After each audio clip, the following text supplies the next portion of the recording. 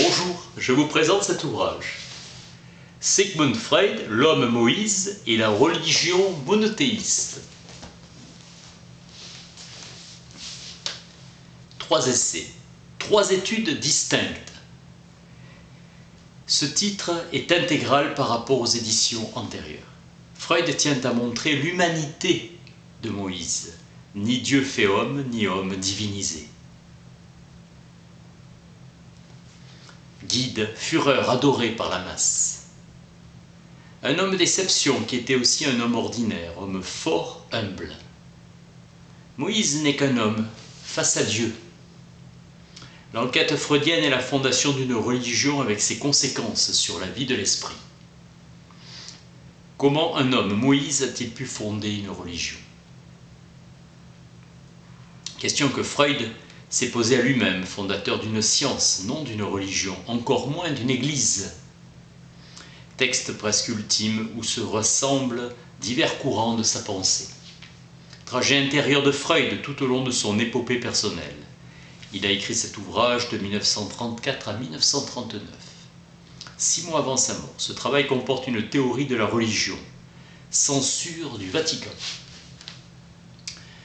De Weiss, Lettres à Zweig, première partie romanesque, Moïse en égyptien. La deuxième laborieuse, la troisième ambitieuse. Moïse a créé le juif.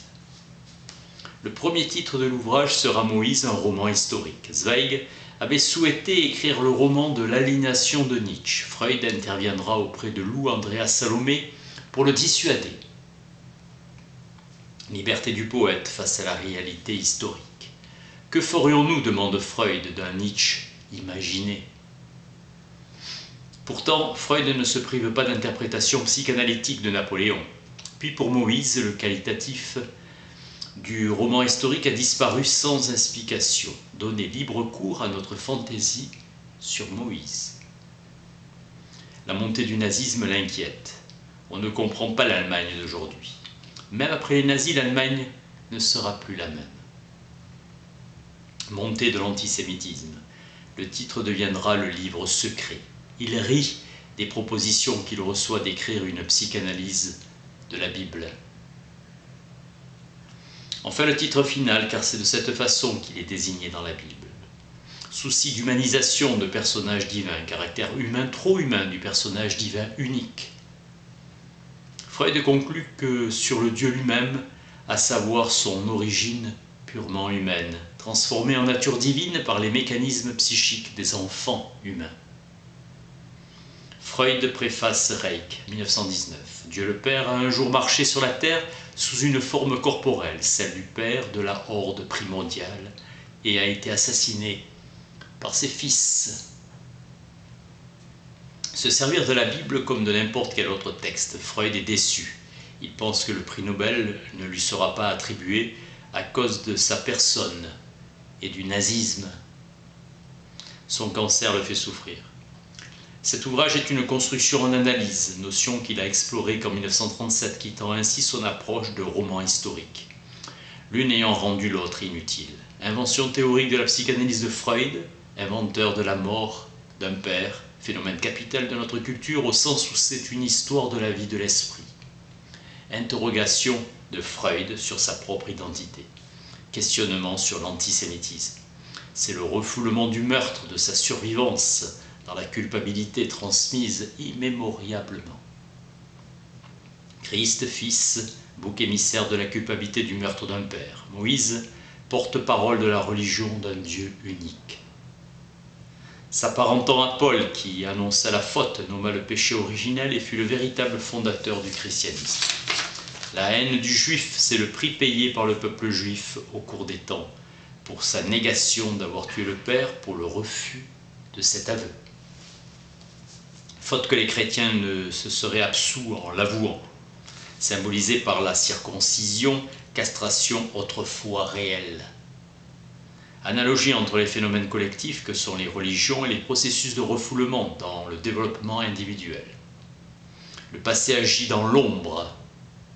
Akhenaton fit effacer sur les monuments le pluriel de Dieu pour le remplacer par le nom unique d'Aton.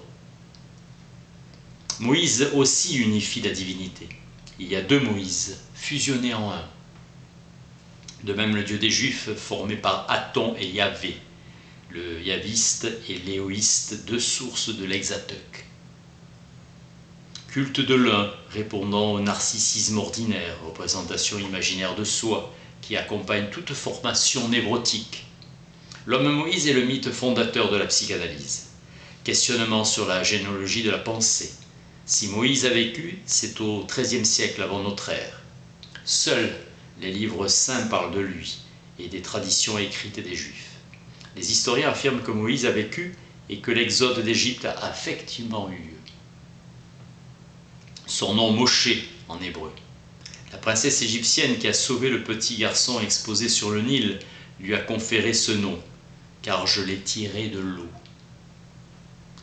La forme hébraïque active Mosché signifie au mieux celui qui tire dehors. La précédente est la forme populaire. Absurdité d'une princesse égyptienne et un nom est dérivé de l'hébreu et l'eau n'était pas le Nil. Moïse est issu du fond linguistique égyptien. Mosé, qui signifie enfant, substitut du nom complet. C'est la traduction grecque de l'Ancien Testament Moses, l'hébreu dit Mosché. Le nom égyptien Moïse force à conclure que le porteur du nom était lui aussi égyptien. Le respect de la tradition biblique fut insurmontable. Pour Ranke, les peuples civilisés ont toujours exalté leurs héros par des traits fantastiques. Sur leur naissance, mythe de la naissance qui menace le père, confié à l'eau dans une corbeille, sauvé à l'été, retrouve ses parents et se venge et devient reconnu. Sargon d'Akkad, le fondateur de Babylone, en moins de 2800 Babylone. Comme Sargon, Moïse, Cyrus et Romulus. De même dans la poésie, la légende des Oedipe, Karma, Paris, Stélèphe, Persée, Héraclès, Gilgamesh, Amphion et Zétos. Un héros est quelqu'un qui s'est élevé courageusement contre son père. L'exposition dans une corbeille constitue une incontestable représentation symbolique de la naissance. La corbeille est le sein maternel, l'eau le liquide amniotique. Le contraste social des deux familles ouvre au mythe et accentue la nature héroïque du grand homme. Le mythe donne les lettres de noblesse au héros. Romulus, la légende fait de lui le descendant et l'héritier de la dynastie royale d'Albe la Longue. Moïse, lui, est le fils fort modeste d'un lévite juif. La deuxième famille est la maison royale d'Égypte. Le pharaon avait eu un songe prophétique, l'avertissant qu'un fils de sa fille constituerait un danger pour lui et son empire. L'enfant sur le Nil sera sauvé par les Juifs, qui l'élèvent comme leur enfant. Ranke, par suite de motifs nationaux, la légende aurait subi un remaniement pour prendre la forme que nous lui connaissons.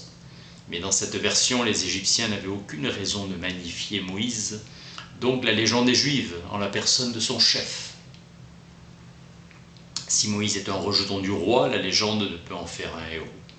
Seul reste que l'enfant a survécu en dépit de fortes violences extérieures. Comme Jésus, ou le roi Hérode, assume le rôle de pharaon. Moïse fut un Égyptien, pur Égyptien, de haut rang, dont la légende en a fait un juif. L'abandon devint un moyen de sauvetage. D'habitude, un héros s'élève au cours de sa vie, au-dessus de ses humbles commencements. Moïse débuta par un abaissement et de sa hauteur alla vers l'enfant d'Israël. Son nom vient du fond linguistique égyptien. Ce fut un Égyptien que tout un peuple sentit la nécessité de transformer en juif. Moïse fut le chef politique des Juifs établi en Égypte, mais aussi leur législateur, leur précepteur au service d'une nouvelle religion, la religion mosaïque. Donc cette nouvelle religion était la religion égyptienne. En Égypte, il y a un monothéisme d'une rigidité imposante. Il n'existe qu'un Dieu, il est unique, tout-puissant, inaccessible. Le regarder n'est pas supportable, pas d'image de lui, même pas le droit de prononcer son nom. Il y a aussi une abstraction, la déesse Maat, la vérité, la justice, ou le nain grotesque Bès.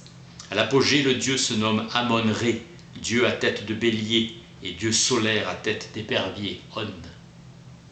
C'est un peuple qui nie la mort et se donne de la peine pour rendre possible une existence dans l'au-delà, Osiris, dieu des morts. Il se peut que la religion que Moïse a donnée à son peuple juif fût quand même la sienne propre, une religion égyptienne à défaut d'être la religion égyptienne. 18e dynastie, moins 1375, Amenhotep IV ou Amenophis, forme hellénisée de son nom, changea de nom et entreprit d'imposer à son peuple une nouvelle religion, un monothéisme strict, première fois d'une croyance en un Dieu unique. Son règne dura 17 ans. Après sa mort, la religion fut balayée et le souvenir du roi hérétique proscrit. Antérieurement, des tendances étaient à l'œuvre depuis assez longtemps. Tendances qui allaient dans le sens de la représentation d'un Dieu unique et qui soulignaient l'aspect éthique de son essence. Mahat, la déesse de la vérité, de l'ordre, de la justice, était une fille du dieu du soleil, Ré. Sous son père, la vénération du dieu solaire prit un nouvel essor. Opposition avec le dieu de Thèbes, Amon, devenu trop puissant. Un nom archaïque du dieu solaire Aton ou Atum fut remis en honneur. L'Égypte, depuis Toutines III, était une puissance mondiale. L'Empire avait annexé les provinces limitrophes. Cet impérialisme se reflétait à présent dans la religion en tant qu'universalisme. Le pharaon était le souverain unique et absolu du monde connu. Nombre d'épouses royales, peut-être même Néfertiti, furent des princesses asiatiques. Le soleil créateur et conservateur de tout ce qui vit en Égypte, étonnante anticipation de la connaissance scientifique de l'action du rayonnement solaire. Soleil, symbole d'un être divin dont l'énergie se manifestait dans ses rayons. Brested, le roi divinisait la puissance avec laquelle le soleil se faisait sentir sur la terre. Durant la 6e année, il changea de nom. Le Dieu est satisfait. Dieu est favorable à Akhenaton. Il créa Akhetaton, une nouvelle résidence, aujourd'hui Telen Mahamna. Désir fanatique de vengeance de clergé. Son gendre, Toutankhamon, fut contraint de retourner à Thèbes. Période d'anarchie jusqu'en moins 1350. Les conquêtes étaient perdues. Sa mémoire fut vilipendée comme celle d'un criminel. La pyramide et un faisceau changea en disque rond d'où sortent ses rayons. Aucune image. Le vrai Dieu, disait le roi, n'a aucune forme. Moïse égyptien transmit sa propre religion aux Juifs, la religion d'Aton qui fut celle d'Akhenaton. Le clergé juif fixa la religion mosaïque 800 ans plus tard, donc après l'exil. La religion mosaïque est celle d'Aton, profession de foi, proclamation. La religion juive se détourne totalement du culte solaire. Moïse a introduit chez les Juifs la pratique de la circoncision. Dans la Bible, la circoncision est au temps des patriarches. Dieu s'irrita contre Moïse, car il avait négligé la coutume sacrée et que ce fut l'épouse qui s'acquitta rapidement de l'opération. La pratique était depuis longtemps établie en Égypte, Hérodote. Momies et peintures murales le confirment. Les Sémites, les Babyloniens et les Sumériens n'étaient pas circoncis. Les habitants de Canaan non plus, selon la Bible. Moïse, juif désireux de libérer ses compatriotes du travail servile égyptien et de les conduire à une existence nationale autonome et digne hors d'Égypte. Moïse de naissance noble, il est ambitieux, partisan convaincu de la religion nouvelle. À la mort du souverain, ses espoirs s'effondrent. Moïse conçut le projet de fonder un nouvel empire et voulut vénérer la religion que l'Égypte dédaignait. Tentative héroïque pour contrecarrer le destin. Il veilla à l'émigration de certaines tribus sémitiques. L'exode se déroula pacifiquement et sans persécution. Moins 1358, moins 1350. Entre la mort d'Akhenaton et Aram-Wahab. Le but était le pays Canaan. Les Araméens avaient envahi le pays, sont impurs les non-circoncis. Le Turc injurie toujours les chrétiens de chiens d'incirconcis. Moïse voulut faire un peuple saint. La circoncision fut introduite pour des raisons de propreté, Hérodote. Pour les porcs noirs avaient blessé Horus et aussi car ils vénéraient les vaches et n'en mangeaient jamais, Égyptiens. Cette orgueilleuse étroitesse d'esprit leur faisait considérer les autres peuples comme impurs. Les Juifs possèdent une abondante littérature extra-biblique, nombre de traits de caractère que les Juifs attribuèrent à la représentation primitive de leur Dieu, traits qui en font un Dieu jaloux, sévère et implacable, proviennent du souverain de Moïse. Les tribus juives adoptèrent la vénération d'un dieu Yahvé, celui de la tribu arabe voisine des Médianites, comme l'épouse de Moïse. Yahvé était un dieu des volcans en Arabie. Le Sinaï Horeb représente la demeure de Yahvé. Meyer, c'est un démon inquiétant, avide de sang, qui rôde la nuit et fuit la lumière du jour. Dans la Bible, Yahvé descendit du Sinaï pour aller à Mériba Kadès. Lors de la fondation de cette religion, l'intermédiaire entre Dieu et le peuple se nomme Moïse. Il est gendre du prêtre madianite Yéthro quand il entendit l'appel de Dieu. Etzeline dit l'hypothèse selon laquelle le Moïse égyptien fut assassiné par les Juifs et que la religion qu'il avait introduite fut abandonnée. La nation se scindant en deux, le royaume d'Israël et le royaume de Juda.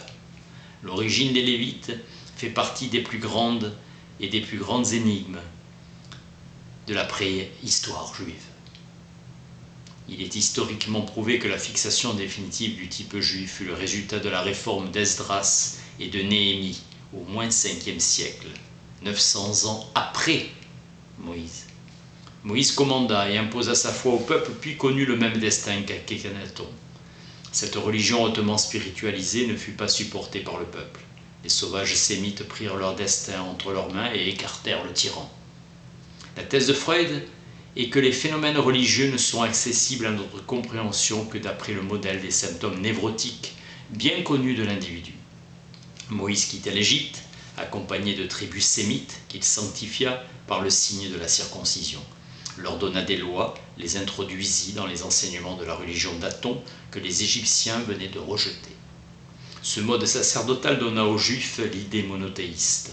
L'inhibition face à la vie et l'incapacité de vivre des individus en proie à une névrose constituent un facteur très important dans la société humaine. Fixation de leur passé ancien, développement d'une névrose, traumatisme précoce, latence, éruption de la maladie névrotique. Dans la vie de l'espèce humaine, il s'est produit des processus analogues à ceux qui ont eu lieu dans la vie des individus. Le christianisme fut un progrès du point de vue de l'histoire religieuse, c'est-à-dire sous le rapport du retour du refoulé, et à partir de ce moment, la religion juive fut en quelque sorte un fossile. Chez l'individu, la trace mnésique de ce qu'il a vécu au commencement de sa vie s'est conservée en lui, refoulée. L'oublié n'est pas effacé. Le refoulé conserve son impulsion, son aspiration à pénétrer dans la conscience. Le refoulé doit être porté au compte du ça, et il est également soumis au mécanisme de ce dernier. Ainsi, les humains ont toujours su qu'ils ont possédé un jour un père primitif et qu'ils l'ont mis à mort. Moïse donna aux Juifs un ancrage religieux. Il existe dans la masse humaine le fort besoin d'une autorité que l'on puisse admirer, devant laquelle on s'incline, par laquelle on est dominé, éventuellement maltraité. C'est la nostalgie du Père, l'essence du grand homme. Cette figure du grand homme s'est amplifiée jusqu'au divin. L'exode d'Égypte fut la preuve de se croire élu de la divinité. La fête de Pâques fut introduite pour fixer le souvenir de cet événement. La religion de Moïse avait l'interdiction de faire une image de Dieu et donc d'adorer un Dieu que l'on ne peut voir. Phénomène psychique de la croyance en la toute-puissance des pensées, toute magie des mots à la conviction qu'un pouvoir est lié à la connaissance et à l'énonciation d'un nom. L'homme se trouva conduit avec Moïse à reconnaître les pouvoirs spirituels qui ne peuvent être appréhendés par les sens, notamment la vue. Un progrès de la vie de l'esprit élève la conscience d'un peuple comme d'un individu. Le moi se sent élevé, il s'enorgueillit de renoncer à la pulsion comme d'une réalisation qui a de la valeur. Le surmoi est le successeur et l'instance qui tient lieu des parents, qui ont surveillé les actes de l'individu dans la première période de sa vie. Lorsque le moi a apporté au surmoi le sacrifice d'un renoncement à la pulsion, il attend en récompense d'en être aimé davantage. La religion qui a commencé par l'interdiction de se faire une image de Dieu se développe toujours plus au cours des siècles dans le sens d'une religion des renoncements aux pulsions. Sans encourager l'abstinence sexuelle, elle se contente d'un rétrécissement notable de la liberté sexuelle. Dieu totalement détaché de la sexualité pourra être élevé à un idéal de perfection éthique. Éthique signifiant l'imitation des pulsions. Les prophètes ne se lassent pas de proclamer que Dieu n'exige rien d'autre de son peuple qu'une conduite juste et vertueuse. Abstinence des satisfactions pulsionnelles condamnées par le moral comme vicieuses. L'éthique se justifie d'une manière rationnelle par la nécessité de délimiter les droits de la communauté face à l'individu, les droits de l'individu face à la société et ceux des individus les uns par rapport aux autres. L'éthique découle de la volonté du Père, l'Esprit divin qui est lui-même l'idéal de la perfection éthique. Leur vie affective s'évalue en fonction de leur distance en l'idéal. La religion de Moïse n'a exercé son influence sur le peuple juif qu'au moment où elle est devenue tradition. Le primitif a besoin d'un Dieu en tant que créateur du monde. Les prophètes entretenèrent le sentiment de culpabilité. L'éthique ne peut nier son origine à partir du sentiment de culpabilité né de l'hostilité, l'éthique réprimée à l'égard de Dieu. Elle a le caractère inachevé et inachevable des formations réactionnelles de la névrose obsessionnelle, et on devine aussi qu'elle sert des desseins secrets de la punition. Sigmund Freud, l'homme Moïse et la religion monothéiste. Merci.